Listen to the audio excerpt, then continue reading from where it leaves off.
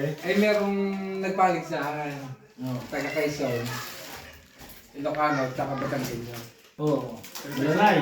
Ha? Bulanay Quezon. Sanay Quezon ka? Hmm. Paano nga na? Oo. Ay di ako Batangueño nga. Tatlo nagpalig sa.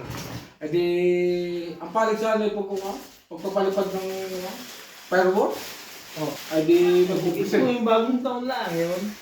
Oo, kaya bagong taon na. Ay di ngayon nag-umpisa ang taga Quezon. Oo. Nagsimula ng alas 7. Ay. Nang gabay. Ay, maaga ano? Hanggang alas 8. Nagpalipad ng firework. Ay di, ang judges si... Di ba natapos yun? Sabi ba, ang pagka, ay mga pera, ang mga taga Quezon. Napakalaking pera ng ginastos na yun. Ano? Palakpakan ng mga tao. Ay, mapira pa rin pagka bagong lukan. Okay nga, bagong lakas na ano. Oo.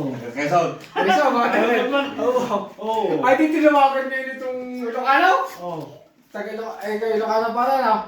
Yan. Ay, nagsimula ng alas 7 natapos ng alas 9. Aba. Nang gabay. Oo. Ay, di mas mahaba sa Ilocano. Kaya Ang sabi talaga mo, ay, mas mapipira ang mga taga Ilocano. Eh, bagong ari eh. Ay, ako! sige. Ay, di na, ay, dami ng judges eh.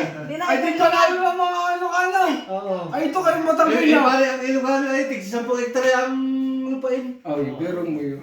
Malalaki ang lupa. Sa fireworks siguro, mo 2 oras. Oo. Kahaba na. Ay, ngayon tinawagan niyo ng Batangueño. Oo. Sabi, Batangueño! Oh, ikaw na.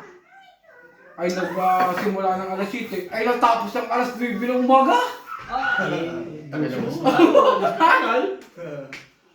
Ay, yun po. Paglingon ng judges doon sa Batangueño. O gayo.